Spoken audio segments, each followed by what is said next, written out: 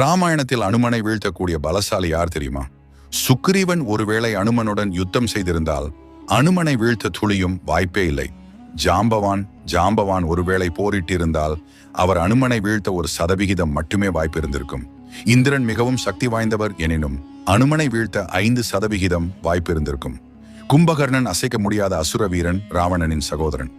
ராமருடனான போரின் போது 8000 வானர சேனைகளை கொன்றார். எனினும் இவர் அனுமனை வீழ்த்த 10% வாய்ப்பு இருந்திருக்கும். ராவணன் தீவிர சிவ பக்தன், கிரகங்களையே கட்டுப்படுத்தியவர். சாமகானம் பாடி ஈஸ்வரன் என்ற பட்டத்தையும் பெற்றவர். இவர் அனுமனுடன் தனித்து போரிட்டிருந்தால் அனுமனை வீழ்த்த 25% மட்டுமே வாய்ப்பு இருந்திருக்கும். இந்திரஜித் இந்திரனையே சிறைபிடித்தவர். ராமாயண யுத்தத்தில் 670 மில்லியன் வானர சேனையை கொன்று கிட்டத்தட்ட முழு வானர இனத்தையும் அழித்தார். ராவணனின் சக்தி வாய்ந்த மகன்